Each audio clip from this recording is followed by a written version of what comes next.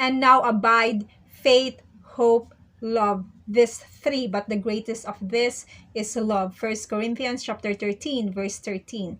This verse lists love along with faith and hope as a gift that lasts forever.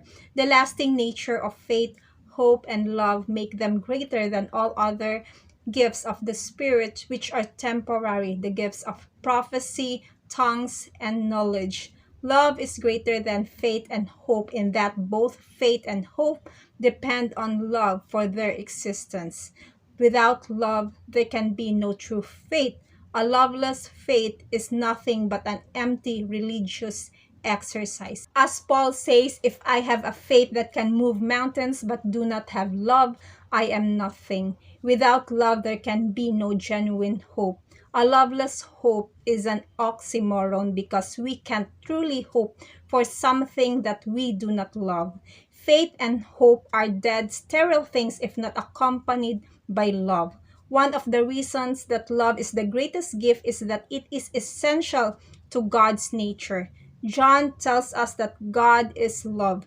God gives us His love and we reflect that love back to Him. We love because He first loved us. Jesus said, as the Father has loved me, I also love you. Abide in my love. If you keep my commandments, you will abide in my love, just as I have kept my Father's commandments and abide in his love. These things I have spoken to you, that my joy may remain in you, and that your joy may be full. Here we see that love is something that has always existed among the persons of the Trinity. Love has no beginning and does not end, and this is the love into which we are invited. Jesus desired for future believers to be part of his love as well. I have made you known to them, and you will continue to make you known in order that the love you have for me may be in them, and that I myself may be in them. Jesus taught that the greatest two commandments both include love. Love the Lord your God with all your heart and with all your soul and with all your mind, and love your neighbor as yourself. John Calvin puts forward a simple reason why love is the greatest gift, because faith and love are our own.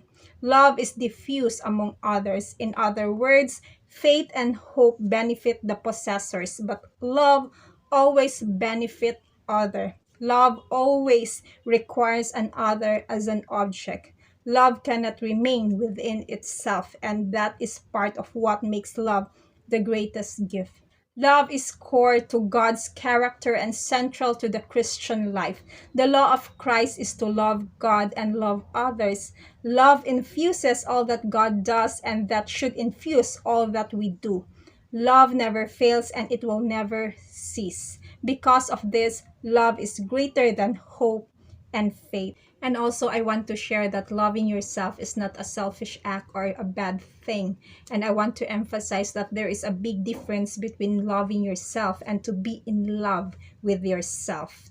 Love comes from God, and because of His love, He gives us freedom. And if we willingly believe and accept His love and abide in His love, then that love will activate and manifest in our hearts, and by that we can also give love to others.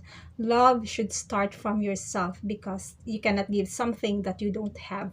Through the process of learning and growing in God's grace and knowing Christ in a deeper way, He made me understand what true love is. God's love is pure, holy, and righteous, and it is selfless.